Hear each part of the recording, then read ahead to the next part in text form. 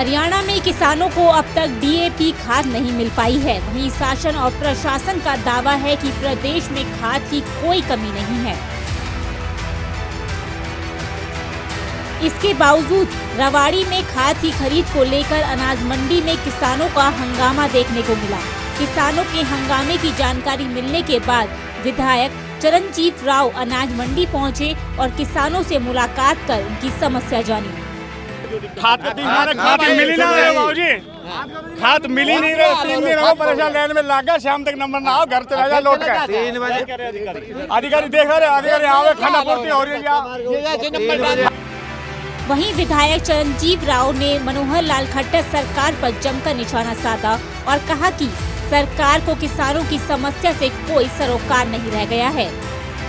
आज आप सबके सामने है कि क्या आज हालात चल रहे हैं। जो टाइम आज सरकार का है, जो आज किसान अपना काम करने के लिए फसल उसको करना चाहिए, उस वक्त उनको कट्टे ही नहीं मिल पा रहे हैं। और मुझे अंदर बताया गया इनको आज सिर्फ 1000 कट्टे मिले और ये 500 कट्टे अब तक बांट चुके हैं, जो 250 किसानों को मिला है। अब आप ये बताइए कितनी भारी भीड़ यहाँ पर है, कितने लोगों को यहाँ पर कट्टे मिल पाएंगे।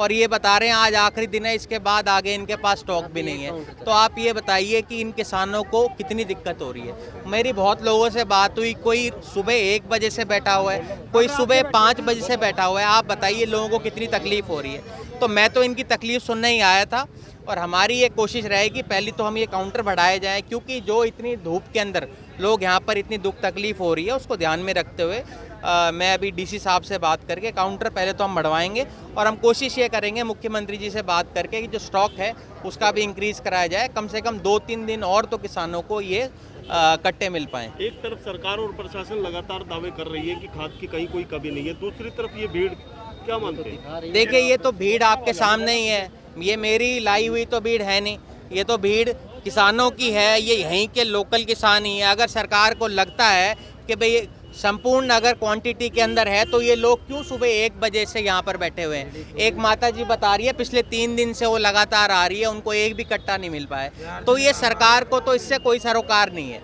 मैं तो आया ही इसलिए हूँ कि सरकार को आईना दिखाया जाए कि जो ये झूठ बोलते हैं पूरे दिन कि लोगों को इन्होंने टाइम के ऊपर, अब देखिए बाजरा की जो खरीद हुई वो 1100-1200 रुपये हुई और सरकारी जो रेट था वो 2250 था। अब इनमें से किसी से पूछ लीजिए अगर इनको बराबर रेट अगर बाजरा किसी को मिला हो तो ये तो सरकार एक झूठी सरकार है।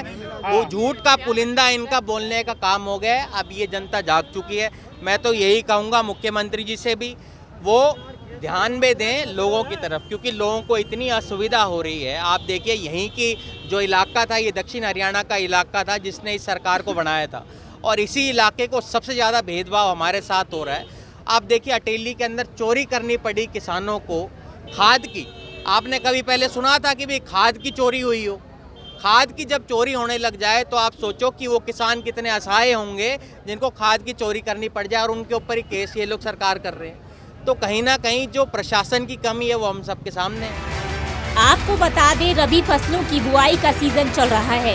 ऐसे में हरियाणा में डीपीए खाद की भारी किल्लत बनी हुई है। पिछले कई दिनों से डीपीए केंद्रों पर किसानों का हंगामा देखने को मिल रहा है। न्यूज़ डेस्क समाचार प्लस।